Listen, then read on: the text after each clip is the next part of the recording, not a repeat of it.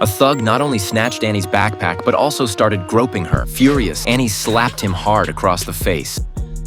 Just as the thug was about to go further, a man with curly, messy hair, Jack, stepped forward and told him he'd better quit it. Then Jack pulled Annie aside, telling her not to be afraid. The thug flashed a knife, but to keep Annie safe, Jack told her to get into his convertible and then warned the punks to back off. When they refused, Jack had no choice but to use his 6-foot frame and teach them a lesson.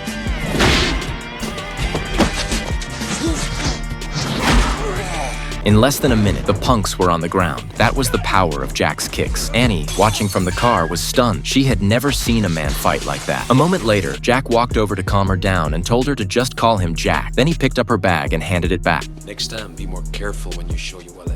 Annie, finally collected, wanted to thank him, but Jack simply turned and walked away. His effortless swagger lingered in her mind, not knowing that their fates would soon become entwined. Annie was the definition of wealthy and beautiful. She had come to this small town looking for her long-retired father, but after several days with no luck, she asked the police for help. The female sheriff told her they could only register a missing persons report and suggested she check the local church or shelters. Frustrated, Annie left. The next day, she thought of Jack, the man who saved her. She quickly found him and asked if she could hire him to help look for her father. Jack was not only handsome and tough, but also knew the area well. But broke as he was, Jack cared most about the money.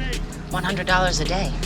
Earning just $20 a day, Jack was immediately tempted, and when he heard Annie's father, like him, was a retired soldier, he agreed to help. Soon, Jack was riding in Annie's convertible, and the two chatted easily along the way. From Annie, Jack learned that her parents had divorced when she was 7. Her father moved out, and since then, they had stayed in touch only by phone calls and letters. But last month, her father suddenly went missing. That's why Annie had come here to find him. With Jack's guidance, they went to the local shelter. There, Jack's friend Martin recognized Annie's father. He often handed out flyers with him to make ends meet. But now with the father gone, Martin had no leads. What he did know was that the flyers came from a man named Tyler, who might know more. Jack and Annie tracked Tyler down. At first, Tyler was friendly with Jack, but when Annie mentioned her father's name, Tyler froze. Pretending to be busy, he brushed her off, claiming he couldn't remember. Jack immediately grew suspicious and tried pressing him, but just then, a menacing man appeared in the doorway. Terrified, Tyler backed away. Jack instantly knew this wasn't simple. To avoid spooking anyone, he didn't push further and instead left with Annie. But before they could reach the car, a police officer stopped them. He said they had just found her father's body.